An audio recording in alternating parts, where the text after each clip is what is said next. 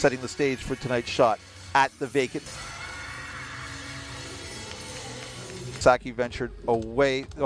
Araneta ventured where, you know, Nutshinga was kind of on shaky legs, and Araneta.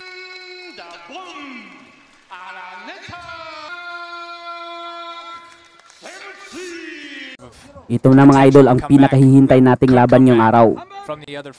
June 19, 2025. Ito ang bakbakan ni Christian Araneta versus Tang Song Sak Simsri ng Thailand. At ang labang ito pala mga idol is para sa bakanting titulo ng IBF World Light Flyweight title. Ito pala ay ginanap sa Japan mga idol. Ito ay isa sa malaking big break ni Araneta mga idol para maging world champion. Ito palang time mga idol is hindi rin basta-bastang boksingero dahil ito ay may kartadang 38 wins na may isang talo lamang at 34 knockouts. Knockout puncher itong si Simsri mga idol. Habang itong si Christian Araneta ay isang knockout puncher din kasi may kardara itong 25 wins, 2 talo at 20 knockouts. Ang Pilipinong boksingero pala dyan mga idol is ang naka-red gloves, tapos ang Thai boxer is ang naka-black gloves. Ito na mga idol, round number 2. Ito parang si Tarongsak Simsri na Thai mga idol is ito rin ang tumalo kay John Paul Gabunilas noong August 4, 2024. Kaya naman magaling din ito mga idol. Adam Hunt here with you from Tokyo, Japan as we await your and Jin Sasaki. Until then, it's Aaron and we could tell from this angle. Mas patangkad pa lang ng iilang pulgada itong Pilipinong boksingero na si Christian Araneta kaysa sa Thai boxer mga idol. Kasi itong si Araneta is may height na 5'4", at itong Thai boxer is may tangkad na 5'3 lamang. Uy, straight, tinamaan si Araneta. Nice. Uy, tinamaan, delikado.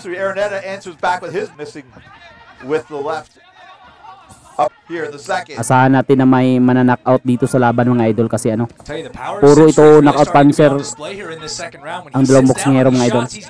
Puro may bigat ang kamaon ito. Pero may dugo na ang tumataga sa ilong ni Simsri mga idol. Tinamaan ata niya ng lip straight ni Christian Araneta. O yun!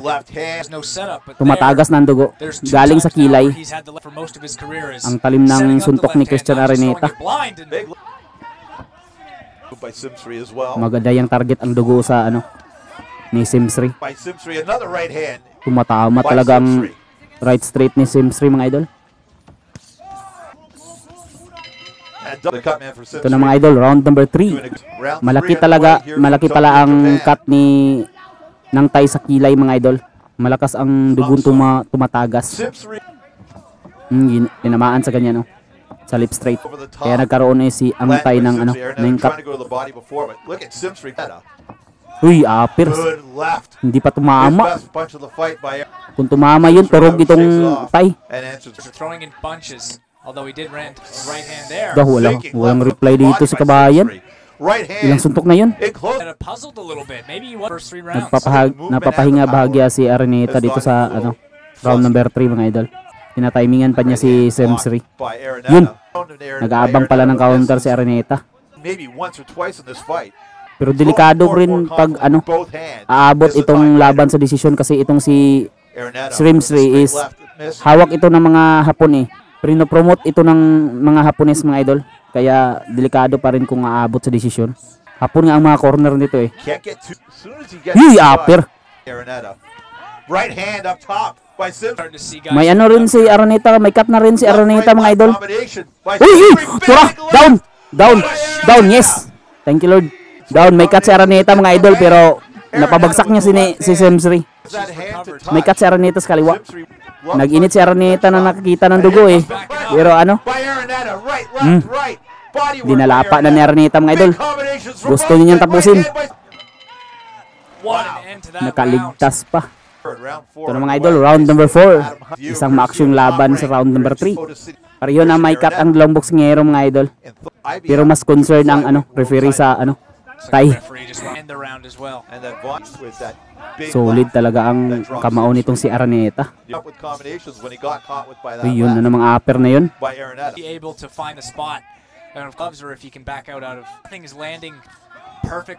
Nag-aabangan ng dalawang boksingero pero ang Thai hindi na pakakumpiyansa kasi nakatilaw na, nakatikim na ng ng power ni Araneta. Yun. Body shot by Araneta. Uy, sayang na counter. Hindi na masyadong bumibira si Simsri. Alam niya kasi na may power itong si Araneta eh. Hindi gaya kanina. Ito na mga idol, round number 5. Ito ay schedule for 12 rounds mga idol. Namamaga na ang kanang mata ni Christian Araneta. May namumuo ng daga sa kanyang kanang mata. Yan kasi ang portion na palaging tinatamaan ni Simsri kanina. Bago na knockdown ito. Mas makamay kasi itong Thai. Habang itong Pilipino nag-aantay lang ng tamang pagkakataon. Pero delikado pa rin si scoring to kung aabot sa desisyon. Masyadong makamay si Simsri habang wala pang reply itong si Christian Araneta. Oh, ilang suntok na tumatama ng solido. Wala pa rin reply si Araneta, delikado to. Oh, straight to. Delikado, paulit-ulit matamaan ng straight. Baka bumigay ang tuhod ni Araneta. Oh, wala pang reply si Araneta simula kanina. 30 seconds, hindi pa nakasuntok si Araneta. 30 seconds na lang ang nalalabis sa laban. As round 5, I mean. Nice! Left hook. Yun ang inintay. Nasakta na. Oh, yan. Nagcha-charge lang para si Araneta ng lakas. Sige. Buhos mo na. Ito na mga idol, round number 6. Kalagitnaan na ng laban mga idol. Nice body shot by Araneta. Ito maganda kay Araneta kasi maski madihado sa laban, basta may power ang boksingero, may chance pa rin itong manalo sa laban dahil sa pwede niya itong ma-knockout sa isang suntok lang, kagaya kanina. Pero masyado ng maga ng mukha ni Araneta. Kasi makamay itong si Simsri tapos mabigat. Pero hindi pa nahuhuli ni Araneta itong si Simsri sa Apricat. I mean. Uy, straight na naman. Tumama kay Araneta. Yun. Makabawi. Pero nice body shot by Araneta. Oh, yun! Lakas! Grabe ang lakas niyan. Tigas nitong si Simsri Parang nabuyong yan. Nabuyong. Pero gantos lang. Tigas nitong si Simsri Nakatayo pa rin. Oh! Uy! Ay! Headbutt ba? Accidental headbutt. Tinamaan pa sa huli. Ito na mga idol, round number 7. Ang labang ito pala mga idol ay ginanap sa Tokyo, Japan. Pinunasan ang extra na Vaseline ni Simsri. Masyado kasing marami ang linagay ng Hapones na corner. Magcha-charge pa si Araneta dito mga idol. Yun. Tahado na si Simsri Magipagbackbackan. Kasi ilang ulit na niyang natikman ang power ni Araneta Medyo nag-aalangan na siya. Oh, umatras na si Simsri. Di kaya kanina na siya ang nagdadala sa laban. Pero ngayon ayaw na niyang makipagsuntukan Naghihintay na rin Yung tumama si Simsri. Uy, body shot by Simsri. Tulid yun. Nice flurry by Araneta. Pero kailangan talaga nito ni Araneta na patulugin itong si Simsri para iwas daya dito sa Japan. Ito na mga idol, round number 8. Bumaba ang activity ni Simsri dito sa later round. Nice body by Araneta. Body shot by Araneta.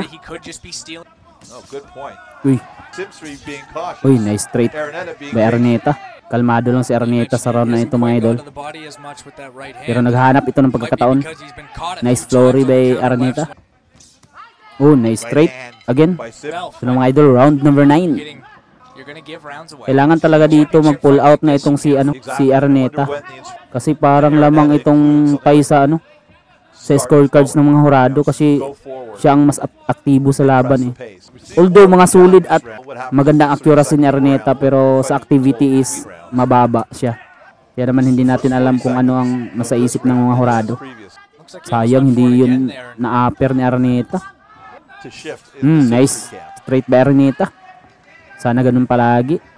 Parang pinapatay ng Tay ang oras kasi alam niya na lamang siya sa laban. Nice by Simsri.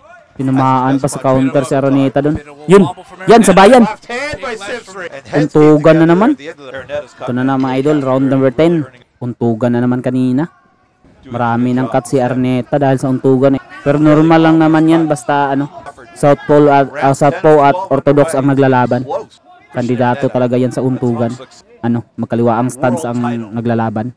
Is able to clock that and comes back with the left of his own. Nice body by Araneta. Parang umatras na si Simsri. Nice body by Araneta. Tumatagas ang dugo sa kaliwang mata ni Araneta. Tapos namamaga ang kanang mata rin. Tapos may bago pa siyang cuts dahil sa headbutt dun sa last round. Sana mapakita ng agresyon si Araneta dito sa laban na ito. Dito sa round na ito. I mean, dahil next round is championship rounds na. Round 11 at round 12. Nice body by Araneta. Ito na mga idol, round number 11. Last 2 rounds. Sana nagdagdagan ni Araneta ang kanyang agresyon dito mga idol.